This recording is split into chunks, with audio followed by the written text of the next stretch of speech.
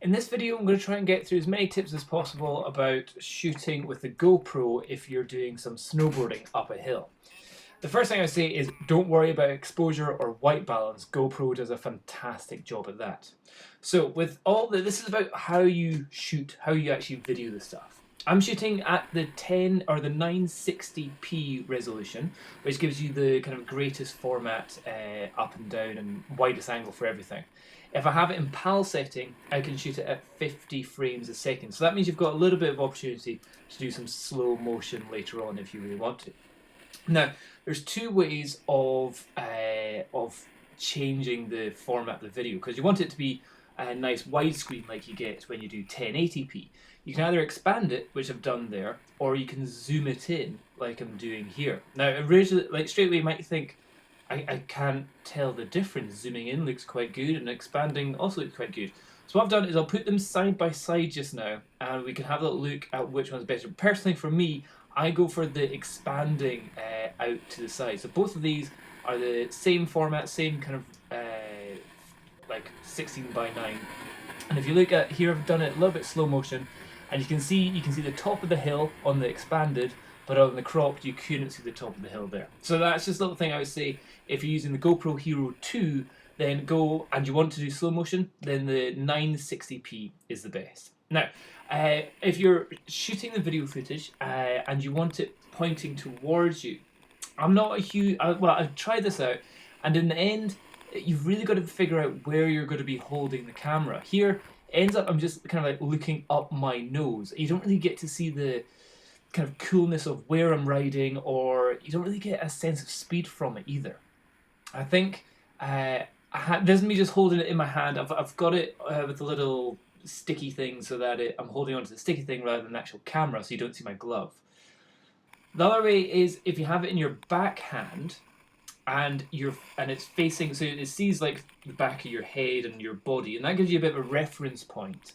And if you're able to ride well, then that might be quite a good shot. However, the thing is, your backhand in snowboarding is one where you're using it a lot more for stability.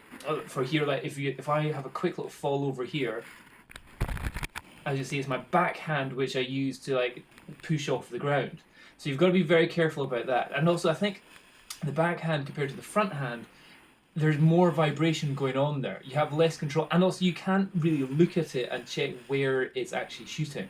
So for me, I would say holding the backhand may work if you're really good on very smooth slope, but on slightly choppier stuff or slightly more challenging stuff, your backhand is really shaking a lot more and is kind of all over the place. However, you can also have it in your backhand but lower down, so you're kind of facing it, instead of facing up towards your upper body, you have it facing so it shows off your board and the slush that you're, or not slush, but the spray that you're bringing up from the ground. I say this is definitely a good thing to add in to your footage so that you've got multiple angles, multiple shots, so it's not just all the same kind of position that you're shooting from. And it's quite cool if you're able to do some really nice carving, and also if you want to show off the lovely grooming of the slope. Like here, the slope is very well groomed. You do have to be careful in case you get any of the snow splashing up into the camera here. Now my tool, which I liked in this, was using a monopod. It's just a camera monopod, a carbon fibre one, and I tried to get one which is as light as possible, because if you're going down for 4 minutes down a hill and you're holding a GoPro with an LCD backpack on as well, it makes it actually quite heavy once it's rotated all the way out. What I do think is that it gives it definitely a cool look having it on the monopod, and it gives it a kind of a stability look as well. I really liked it, the shots with the monopod. Also, it means that the camera is further away from you, so that you, the rider, are a smaller piece of the image, but what you're showing is more of the location that you're shooting. You can have it in front of you, behind you, and you can, hold it in one hand while still doing your bindings up and stuff like that. So I think that the monopod is a definite thing to have if you're going uphill, and a carbon fibre one, nice and light. So one thing I would say is whenever you're using the monopod, I use the LCD backpack to just make sure I can see just a bit of the monopod. And then what I do is I expand the video. So as you'll see here, I'm going to expand it out to the sides.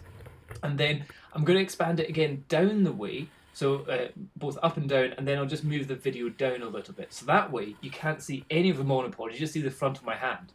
And a lot of people will be thinking, are you holding this in your hand? How is this working? So that would be my tip, is that you've really got to edit the video footage afterwards if you want it so it looks like it's an invisible camera that's just a chase camera that's just following you. I think that's you've got to do a bit of zooming in and expanding and moving around over the image. So if you've got the monopod and you're holding it in your front hand and you've got it facing towards, or the camera is facing towards you, I'll just zoom it in. Well, not zoom in, expanding there. This is quite cool if you're overtaking people, and it's great if it's showing you the slope that you've just been down. Like here, I think it's quite cool. And then this is actually a really steep bit of hill, and this is actually a black run up at Cairngorm in Scotland, and a lot of the vibration has just totally disappeared. I'm not adding any vibration reduction at all to any of this footage via any of the software I'm using. This is just straight out of camera, as it were. There's no color editing or anything like that. This is straight how it comes from the GoPro. But I definitely think having it on a monopod, instead of it like magnifying vibrations, it somehow has definitely reduced the vibrations, I think, or at least that's the impression that it gives, having the bit of the monopod which you can see, or having it attached to your hand like that. The one thing is, whenever you do start going over choppier ground like this, you do look like, it looks odd, I think, because people can't see why you're kind of struggling to go over stuff. The other way, again, like we did with the hand, is having it in the backhand facing behind you. However, this, again, what happens is you end up just looking at the person's butt most of the time, and you don't really, like, look at the view. That is an amazing view. But if you relax the hand a little bit and you're not holding the monopod up the way, what happens is that you just end up seeing butt shots and the sky, and you end up not really seeing the kind of the terrain that you're covering. So you want to have the monopod, or at least the camera, in an upper position, kind of pointing more down onto you. So that's, again, one of the important things about having a light monopod, is if your hand gets tired, or if you just start slowly dropping it, all you're seeing there is sky and butt, and not really seeing the slope. So definitely having it, now there's another option if you're going to have it high, which you'll see in just a second.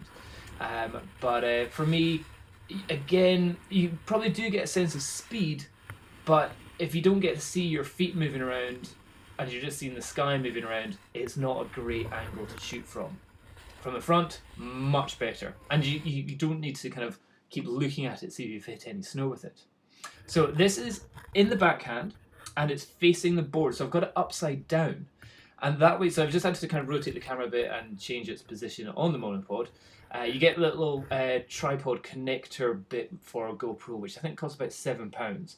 Now, again, you have to edit the video footage so you can rotate it 180 degrees. However, major issue with this is that whenever you start going, you think, yeah, this is cool, I'm getting some great shots behind the board. Having it a little bit close, you're just going to be smacking snow straight into it. And unfortunately, the snow, not like water, doesn't go off. It just stays stuck onto it. So that's why you need to keep on looking back behind you to see if your camera is covered in snow. I think if you're doing it in powder snow as well, it'll be even worse. So again, because you don't have a visual, you can't see where it's pointing because it's behind you. And as a snowboarder, you're always looking forward. Then this ends up just getting you some pretty, I would say it's a good thing to get some sort of footage, like maybe if you're going off a jump or something, but generally if you're going to go down a whole run, I wouldn't bother having it upside down facing the kind of bottom of your board. Try and have it a little bit higher up, but even there, on a steep slope, it's still good at this, the snow is still going to hit it.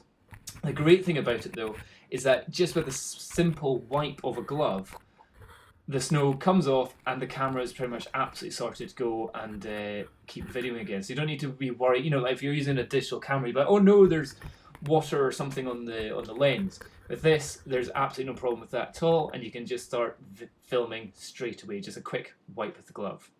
Now, as I said, having it higher up is probably the better position to have. So I thought maybe having it on the shoulder, looking kind of above you. What I would say is you've got two options. You've got your leading shoulder, your back shoulder. And here I'm using my back shoulder. I go right foot forward.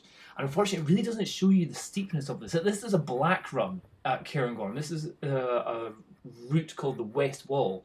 And it's really steep. And whenever I go there, that's how steep it is. But whenever I go on the heel edge, it looks really flat. So toe edge, steep, heel edge, flat. Toe edge steep, that's how steep it is.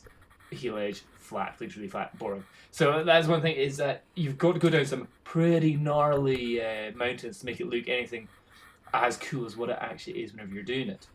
However, with this, over the back shoulder, you don't really see the direction that you're going. You kind of see across the slope. So yeah, it's not really a great point of view angle there. And also, you've got to be pretty good at snowboarding to be able to hold it up like that without using your backhand as your balancing hand. I think. Maybe many of you can do it, I don't know. Another one is over the front shoulder. Again, probably not the easiest thing because you need your hands to, you know, out in front and behind you for your balance. So again, this would be more something if you're confident with snowboarding and you're not needing your hands too much. What I would say is extend the monopod as much as possible, because here, I don't know whether the monopod is the same length. I expanded it the same amount, but what I would say is expand it as much as possible, or make it as long as possible, so that it's further away from your head. Because here, although it's kind of cool seeing kind of just behind me point of view angle, you're really just seeing the back of my head, or the back of my helmet. A Carlsberg helmet, indeed. And yeah, not that great, and it doesn't really show off the kind of speed that you're going at. So that's just a couple of different angles and the different positions that you can shoot it at. Here's some more information though. So not just about the positions of the camera. What I would say, that's quite important, is not about filming or anything, but it's the lighting. So here, shooting in the shadow, overcast days, shadow days, the video footage is pump. It's just because you can't really see anything. You really want to be shooting this in sunshine, where there is both sunshine, shadow, and, you know, something which can show you the contours of the land which you're riding over. Looking back the way is quite cool, because you can see the sky, you can see the mountains. Like here, you've got a great kind of idea of the snow that you're riding over because of the sun and the shadows. The other thing it doesn't really explain is how painful your falls are. Like here, I fall my ass, and it really hurts. So if you do a fall, nobody's going to give you any sympathy whatsoever. Now the other thing is, shooting at the 960p, you have the opportunity to do some slow motion. Here, with it at 50 frames a second, I can easily slow it down to 45% of the actual speed. So that was it there, slowed down. But again, you're going to have to be going super duper fast to really get anything that actually looks kind of cool slow motion, or do some pretty massive big airs. Here again, I'm bringing it down to 50% speed, and if you've got some cool snow riding out behind you, I would say it looks cool at 50%. You can obviously slow it down with more advanced editing software, but you have to be going properly fast for it to look any kind of coolness at all. Oh, and the last thing I would say is, if you're going to do some little kind of spinny round things, like where you go heels and then on your toes, and your heels on your toes, and a spinning round thing, it gets really dizzy and is not cool footage in any way. So don't do that. Just kind of do straight on and straightforward, and using a monopod definitely gets you the better footage. So hope that helps. Cheers. Bye bye.